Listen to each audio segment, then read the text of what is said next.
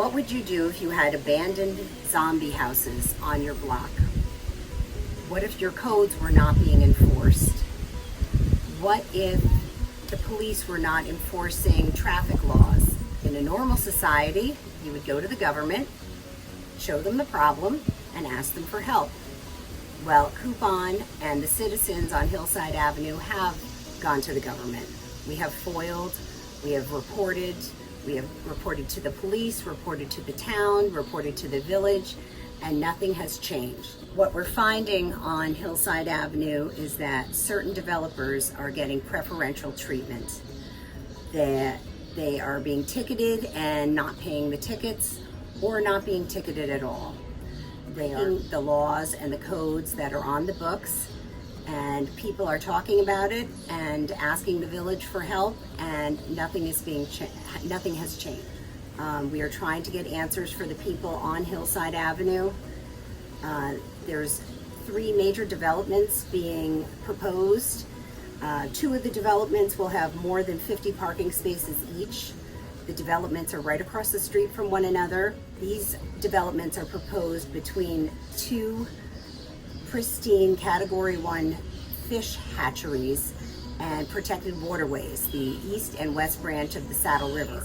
This is the backup water supply for all of Bergen County. This is what we need if anything happens to our reservoirs in Bergen County, and we believe this is going to be a huge problem. Okay, so here's the video. It's detailed and extensive, and I hope you enjoy it, and I hope you stand up and fight this. Thank you.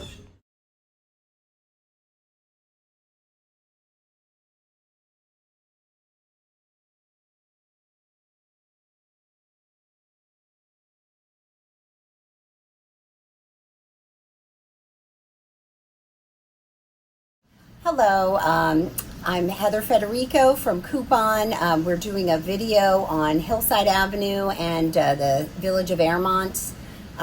Today I have the president of CUPON, Gordon Wren, with me. I have William Spencer from Whole System Learning. He's also a CUPON member. And I have Justin Schwartz, rabbi and head of the Illegal Housing Task Force with us today. We went and did a video on Hillside Avenue. I'm just going to take you through the map for the purpose so you know where we are. So we came down from West Saddle River Road. We crossed over the 3-ton weight limit bridge. This is still Upper Saddle River. 3-ton weight limit. The road plate, you find these things knocked into the water half the time.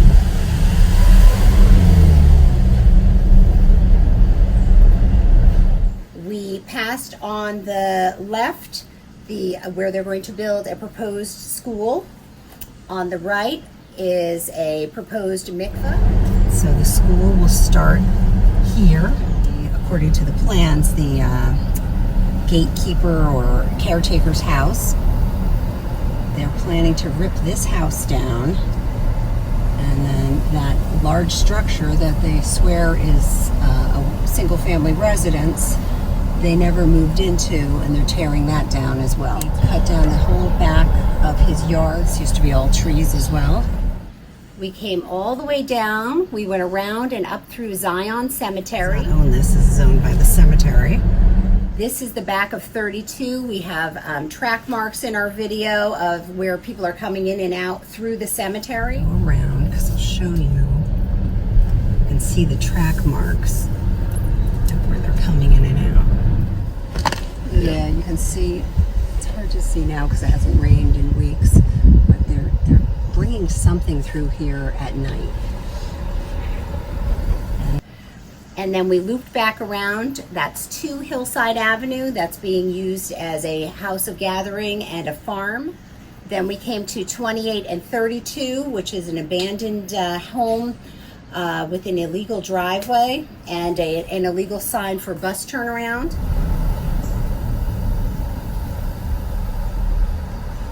Then we passed 44, which was for proposed adult student housing. Back in 2001, there's a backhoe in our shot. They're doing some sort of construction, and there's a bunch of flags in the back of the property. So all this is 19 acres of tax-exempt woods. They've never built anything on it. And somebody called me and told me there was a backhoe. Here it is. What they're doing something. That's right. And when they put a trailer in the back of this, that also butts up to 44. And then we came back over and passed the school again. The way this whole thing started really was we noticed a structure on Hillside Avenue, 77 Hillside Avenue. It was a large building. There was no building permit on the outside of the building. It wasn't a finished building yet. And I went to the town of Ramapo and tried to get some information through FOIL. That large structure that they swear is a single-family residence, they never moved into, and they're tearing that down as well to make the mikveh, and they're going to pave everything. And everything that they gave me was a bit mind-boggling. We got a set of plans that didn't include the large structure. One had a 2-story dwelling and one had a 1-story dwelling in the picture. I went back with the picture of the house and I said, clearly this is not a 1-story home. And they said, oh, we're so sorry. You know, that was a mistake. So the next set of confusing plans we got was the mikveh was on 79 Hillside Avenue. And then after many FOIL attempts, the mikveh magically moved over to 77 Hillside Avenue. So this was an empty lot that was full of trees. Here's a picture of when the trees got cut down. And on top of that, there's a large structure that is unfinished. It had no building permit on it. And it looked like something bigger than a house. It was about 3 stories. And so that's what I went in to inquire about. They gave me a building permit for a 1-story development. I showed them a picture, and they gave me plans that showed the mikveh built, but this piece of property had nothing on it. That's where this house was. So this is when we started looking into the whole block. This is basically how it started. Another question that I had was, this property here is 19 acres of 100% tax exempt property, but they've never built anything on it. Why has this been on the tax rolls, off the tax roll since 2001? 99 Oratam, 100 Oratam, and 100 Hillside and 98 Hillside are also off the tax block. They do want to build a school there, but the school is not built yet. So why is that off the tax block? That's been off since 2016.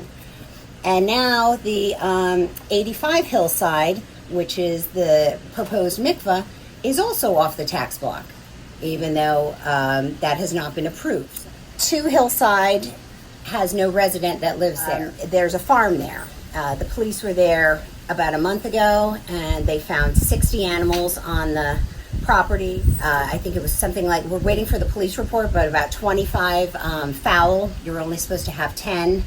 They don't have the acreage for goats. You're supposed to have a certain amount of acreage. They have 3 goats. They're all pregnant. There's horses, and there's no resident who lives there. So when there's a complaint or when the chickens get out, which happens a lot, there's no one to call. So people are calling the police for this. May I ask you a question? Sure. Going back to the one-family house that turned into that apparently is going to become a mikveh, and also the farm public gathering place. And one is in Airmont, one is in Ramapo. So the proposed mikveh is in Ramapo on this side of Hillside. This piece is in Airmont. Yep. So it doesn't sound like you're getting any enforcement. No. On their you filed complaints. I believe they took out a building permit on number 2. Oh, yeah, They yeah. took out a central staircase to Yes, make the yes. first floor much wider, so you get Yes. a wide open space. And then they also have a farm animals there and. Yes, 60. But this again would need probably site plan approval, and you've been complaining for an extended period of time, and Airmont has gone out, I believe, the inspectors have gone out, they have placed it in violation? They have not placed it in violation. That we had met with the village attorney, and we had asked, there's no, all they have is an unfinished building plan. So what they need to do is get it finalized, and there's nothing finalized. They would not let them in for the final inspection, That's what I was told, that the owner will not allow the building inspector into the building. which raises a lot of questions. I'd like to know why they're not put in violation and why the village is not prosecuting them right now. So it seems to be a pattern here. Lack of enforcement leads to, that's Justin Swartz would say, the Wild West. That's exactly what it is. And you have a town attorney or a village attorney that's not doing their job. You have the violations possibly posted. That's it. And what we're asking from the illegal housing, which this is clearly, is if it's not supposed to be there, start all over again to do it. But I think it's fair to say that in other jurisdictions, this building would have been violated and they would have issued a stop work order. So 32 is another great example. This was an old farmhouse. We'll send up pictures. And now they just decided to make it 3 stories with a deck, which technically could be called 4 stories. They changed the whole shape of the house. So now the house has been left abandoned since 2017.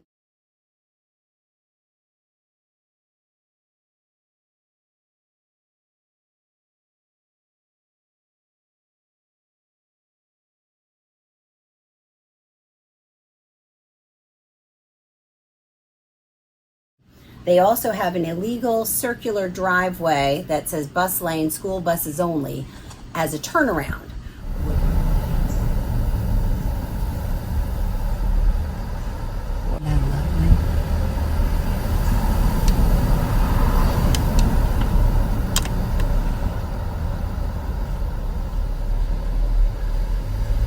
And is also illegal.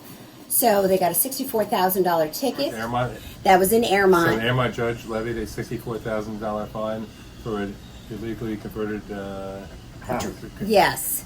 And it's for the driveway or for the house? for the driveway. It never got paid. They got dismissed on a technicality. So when we met with the village attorney in 2020, we said the driveway's still there, the code is still on the books, the bus lane sign is still there, which is also against code. Can you reissue the ticket? And she said, I will look into it.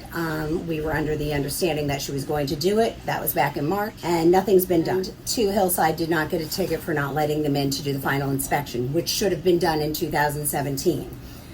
The developer went to CDRC in 2017 and asked to do all the things that he's doing on this farm, and was told no. And we have that recording, and we have the CDRC minutes, which we'll also post. But he was supposed to do certain things, and one of them was, you can't just have people coming and staying at your home randomly whenever you want. He basically wanted to not rent it out, but just let people stay. Were in large numbers or just the family? The police reports are saying there was a carnival there one weekend. There's been large gatherings. Since COVID started, the police have been called at least 5 times for gatherings over 25 people with no masks. There's a petting zoo there. So that's... How many animals there? They found 60. I'm waiting for the report from Airmont, but I'd like So, goats more than... so the point is, they have more animals. Complaints have been filed. Nothing has been done. Nothing. right. So this is a systematically, in your face, destroying a section of Ramapo, Airmont, and Day. So at minimum, everything should be looked at. Where there's no complaints with their inspectors. The complaints are between the mayor, the village attorney, that they're not doing their jobs. Yeah. They're not doing their jobs. It'll be up to the village attorney to This is prosecute. what we call classic bad government. Right. You can say it's illegal, you can say the term's criminal, but there is no criminal action. It's inaction of what they were elected to do. You have inspectors citing, but nothing gets done from the courts. Unfortunately, without fair but firm enforcement, you lose control of your communities. And we all, we have taken it, right? You have testified at a Senate hearing. I've testified at a Senate hearing. Senator Skoufis had a hearing a year ago in May. Right. I did testify there, and quite frankly, I was very blunt. And the supervisor of the town was there with his legal team, and the commissioner of the New York State Building and Fire Code Enforcement was there, and we exposed a lot of improprieties. And the report that was generated after that session, that hearing, was excellent, but not much has changed. No. Yeah. And then I went in December, And then the monitor in Spring Valley, monitor that was assigned by the state. enabled the Ramapo. village and Ramapo to do even greater harm. Unfortunately, I think you're correct. So things have not improved, and here we are. They have contracted Suez to do a water main that would go from Pine Brook all the way up to the So the mikveh. nearest fire hydrant is probably on Pine Brook and Saddle River. Yeah. When I looked at this and I heard about Hillside, I wonder if the solution of today, building large-scale communal properties, is going to be some kind of problem of tomorrow. It turns out, and you see on the map here, that Hillside is bookended by these two rivers, right? One is the east branch of the Saddle River, the other is the west branch of the Saddle River. It turns out that both of these rivers are backup water supply for Bergen County. If anything ever happens to the reservoirs in New Jersey, this is where the water is coming from, these rivers. And that if you build anywhere between these, because it slopes down either way, so the proposed mikveh here slopes all the way down here, two problems from that. The first is when you cover an area with either blacktop or building, and here about 83% of the plot is going to be developed per the latest plans. So problem number one with that, you have this concept of increased velocity of stormwater runoff. Yes. What that means is that instead of having trees and leaves and nature to slow the water down, when you build this amount, the water starts to run much more quickly and it washes away soil and silt into these rivers. And that's a problem because as well as being backup water supply, they are also hatchery, fisheries. And when you start washing a load of silt from this increased velocity of stormwater, it can't support trout, it can't support wildlife. That's problem one. Problem two. So they got to do an environmental impact study to that. Oh yeah. Well, You they have should. to. The town should require that of the applicant before they are allowed to even put a shovel in the ground. I believe Because I also learned that the New Jersey Department of Environmental Protection, NJDEP, just recently, early June, they upped the classification of these rivers because they're so important to the water supply in New Jersey that they're now considered pristine, this is their title, pristine Class 1 waterways. That means they're the highest protections, they mustn't be messed with, you mustn't go putting silt in them or any runoff or anything. Because the state line runs right here, Right. and because at the state level in this country, things are organized by the state and all the environmental protection agencies of the state. We Yeah. have this interesting situation where a few hundred yards later, this water becomes of great interest to New Jersey, but their jurisdiction ends at the border, right? And it's a different jurisdiction here. So part of what I think is happening is the developers who are interested in doing all of this have sort of their fingers crossed that nobody's going to hear about the knock-on consequences. All this would be applicable, all these drainage issues would be applicable to any piece of property that would be possibly developed in that area. Yes. And that's what CUPON does. If it's detrimental to the residents and the environment, CUPON can get involved legally and prevent any of these projects that are going to hurt the Right. our neighbors in New Jersey or in Airmont or around. Where's the waterway? Okay, so this purple, the ridge, the high point that separates the runoff east and west, runs right through that. So some of this property would drain off down to the west. It's a west miniature branch. watershed. Yeah, Right. is also what happens, it turns out. I read a big court filing from up in the Albany area where there was a big development near important rivers like this. And one of the problems they had there, that went ahead. One of the problems they had, they were testing the water regularly. And what happens when you have a lot like this developed, there's two things. During construction, a lot of construction debris and various things get washed into the waterways. No. But even more important than that, when the parking lot is in place and you look at those cars parking there, cars drip little bits of oil, happens everywhere, and you use salt in the winter to clear the ice. That all runs off into these waterways.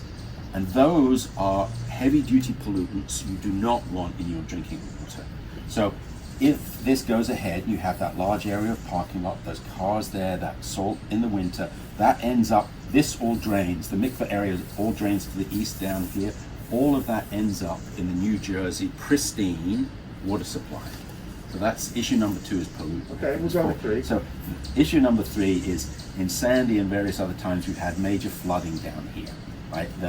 This West Branch, it washed out the major bridge on the old stone church road Right. in June Up 70. River. Yeah. That's, and then that road was closed for like 6-8 months. The other thing that happens when you increase the stormwater velocity is you increase the likelihood of extreme flood events, right? And all of these areas down here, they're all FEMA 100-year floodplain areas. And so issue number 3 is that you increase the likelihood of flooding both downriver and upriver. Yes. Okay. Yeah. So right now, Airmont is a leaky neighborhood, like northern New Jersey, like Mawa and Yeah. Surrounding boroughs. So imagine if the lack of enforcement and zoning creeps from central Monsey into Airmont. You talk about runoff, where they're allowing 80, 90, even 90% of lot development. The amount of flash flooding will be increased dramatically, And no trout fishing. No traffic. and definitely no trout. I mean, it's not unusual. There's a development on the Clarkstown border where they allowed all kinds of silt to get into, I think, the Crump Creek. Crump Creek. And filled up a lake on private property. Yes. And they cost like the residents over $1 million to get it cleaned out. So this is serious stuff that he's talking about. And just listening to you, this is going to affect all those properties, Yes. that surrounding area. And then if you look on a larger scale, we're just looking at Hillside. Imagine if this was duplicated all over Airmont. Right. It'll have dire consequences for Yes. New Jersey and the surrounding residents. So- Okay. Well, and this is purely a guess on my part. I could be wrong about this, but this dynamic we're talking about here may have already started because this river starts up in the Monsey Glen Park. Is up that here. right? Really? Yep, that's where it originates. Which one? The That- one that's along the Saddle that's River? the east branch. So we've got the east branch of the Saddle Oh, River and I'm the west sure it branch. has. It Because starts in the Glen there? the Glen. Monsey If it Glen. starts in the Glen, they already started, they developed it. Oh, in that the area Glen. around the Glen was heavily developed, yeah. Yes. And this splits a couple of times, but this also starts up in Monsey too. So you might guess, it could be, this is just a guess, but you might guess that the flood events and so on that have already been occurring, those have been worsened by development. It's already started up further. We went through some severe sewer leaks, discharges that got in the stream. That's the one by the Saddle River. That's issue number 4. So issue number 4 is that there's a sewer main that runs down sort of at the bottom of the valley of the west branch, the east branch of the Saddle River. So there's a sewer main that runs down here that carries all the sewer from north, comes down, goes through Saddle River, and then south. I'm not sure why that kept discharging into the stream, but it was a major raw sewage discharge, had to be treated with chlorine, et cetera, et cetera. And it happened on multiple times. There was a sewage discharge into this part of the river. There was a whole action taken by Upper Saddle River against They took a Ramapo, lawsuit against Town of Ramapo. where they were awarded close to $1 million Yep. for the damages because Really? there were multiple overflows. It wasn't just one.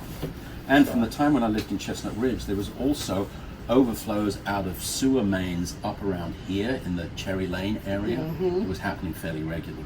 So that tells us that the sewer system is pretty much close to capacity. Is that a sign? Did they make improvements to stop the discharge? There haven't been any lately. They must have made improvements. At the time they did, but I think what he's saying is that newer one is at capacity probably now. Yes. At the time, because that was an So older this is, lawsuit. but whether they are in that capacity or not, this is something they have to find out and prove that it's there, and someone has to do it independent. Because just like they said, there's not gonna be an impact to the environment, no impact to the traffic, they'll say no And impact. this to the wasn't sewer. factored into the new sewer Yes. system So that the- they did 5 years ago So either. going back to the solution of whatever solution they did to fix it, they didn't go all the way to see if that's gonna be a problem now. The solution was to accommodate the capacity from about 3 or 4 years ago. Right. So that's the solution that they did, and that's particularly in New Jersey. So nobody in New York, nobody in New Jersey went and spent the millions of dollars that will be required to dig up those sewer mains and put in larger bore pipes. Right. Well, the latest plans for the mikveh lists 52 shower heads. That means there's 52 private shower rooms. And when you do a calculation of the amount of water that gets used by one person, this is going to be a public facility with people using it throughout the evening and into the night. Just the quantity of that water alone, all going into this same sewer system, with the risk of the overflows again Correct. into the New Jersey pristine Class 1 waterways, is significant, I would say. And yes, you then have to have top environmental engineers come and do a study, so that the solution of today, this will be a huge problem for tomorrow. I mean, the cost of upgrading that sewer system, and once you've built that, you can't go. There's no way around it. That is then tomorrow's problem. That's the asbestos of tomorrow. So Who has to pay for that? Would that be New Jersey? that is a good No, question. no. The builders should be paying for The it. builders should be So paying. in any other community, if you in our community was a suburban, even rural in some areas, a series of communities, we're rapidly moving towards an urban environment without the upgrade in infrastructure. So in any other intelligent community from a planning point of view, or using your quote, they would have the builders pay for these upgrades because they're the ones making the money. If they want to develop these 19 acres, well, in the case of the water main, I guess they are willing to bring it in. That's the way it should be done. And the same thing should be happening all over, the roads, sidewalks. Why should the taxpayers have to put the sidewalks in? Because they built a big, they increase the density, Yeah. and it becomes No, dangerous. That's a nice way of saying it, that if they pay to bring the water in, they can't just turn their blind eye to the water that then has been brought in. Where does it go? How's More it in, handled? yeah. The water in is going to, every single drop that goes in is going to come back out. So that's, Sewage. The other thing I learned was there's something called the National Wetlands Register, where all the wetlands throughout the USA have been logged, they've been mapped largely by the Army Corps of Engineers, and you can go online, you can look at them. And there's two. One, when you see the river goes like that, that's going through a wetland right there. And also the stream that we talked about here originates in a wetland that sits partly in this purple and partly off. But they have different classifications. Is this a designated wetland? Yeah. They have different designations because you're not allowed to build on or within so many feet if it's designated. Yes, it is designated. So this one up here and that one down there are both So designated. then the builder would have to leave big areas undeveloped on a site. The If interesting he's thing caught. there, Yeah. the interesting thing Here we there, though, is that when you send a surveyor in who's being paid by a developer, they tend to stake it and call it much, much smaller than it is. They'll go in the summer when it's kind of dry and looks small, and they'll say, oh, it's this big. But actually, again, you've got to have the right kind of environmental engineer to come and do a study and say, no, hold on a minute, guys. When we're looking at Yeah. a wet season and, a wet year and a wet part of the season, it's actually this size, and you've then got to stay By the this. way, this is an RR50 zone, in case anybody, you were saying this is a rural residential. Oh, interesting. Good catch, Heather, because the town of Rampa, when they had a good master plan going back 30 plus years ago, they designated certain areas where you had dense housing. So if you didn't mind living close to your neighbors, so when your wife or husband hollered at you, the neighbors could hear you.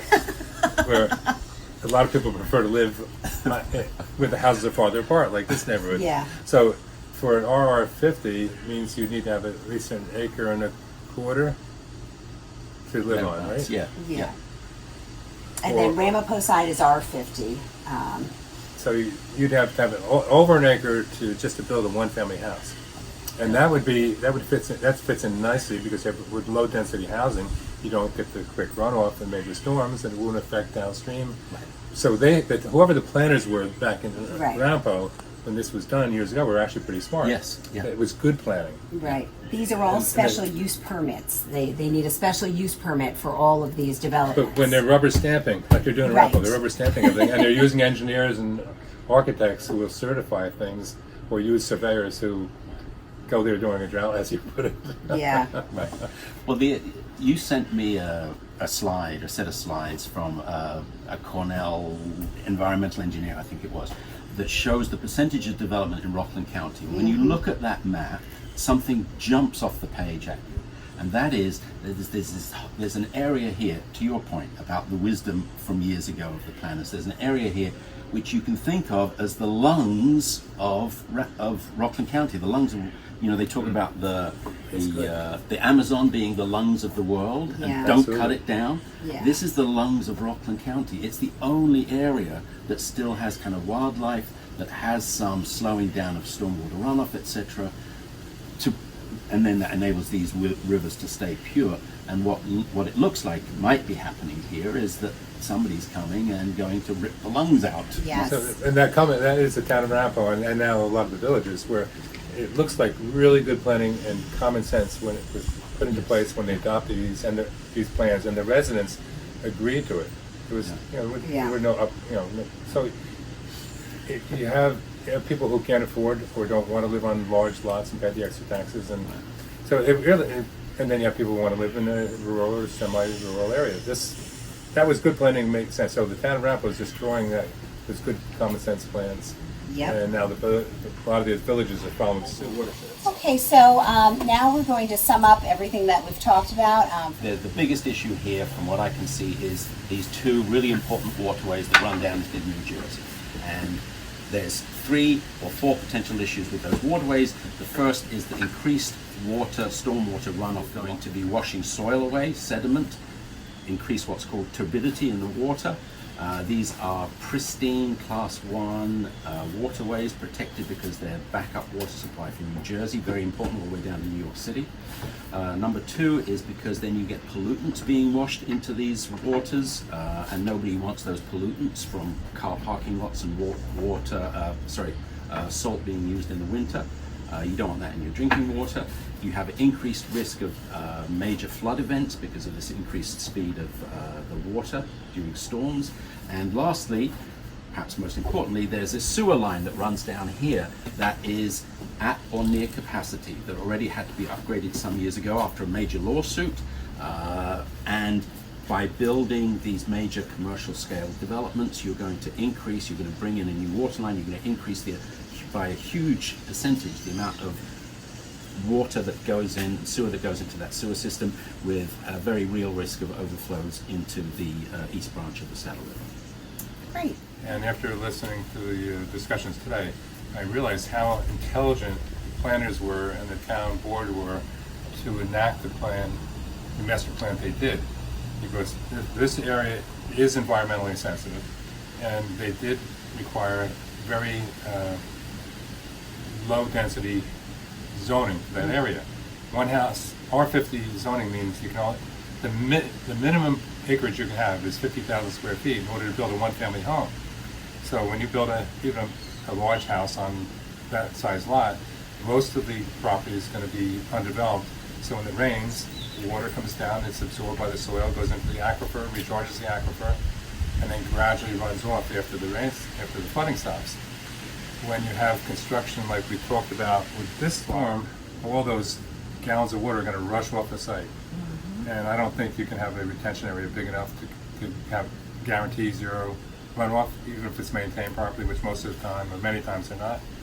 So the town has taken a good master plan and the villages, and now they're allowing those to be overridden with far denser urban type development, without improving the infrastructure and without taking into consideration what's going to happen downstream into the rest of the environment. It's really the opposite of good planning. It's horrendous. It's a lack of planning, and we're all going to pay for it. And this is where CUPON can come in. There are people who I think would like to develop this stretch and other areas.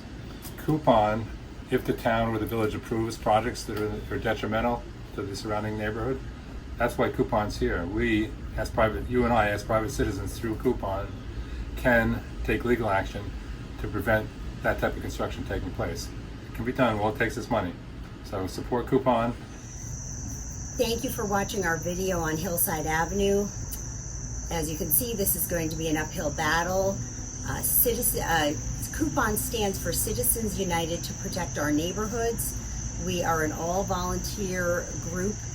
We raise money through fundraising, and we're representing a bunch of people on Hillside Avenue who do not want this development to go forward.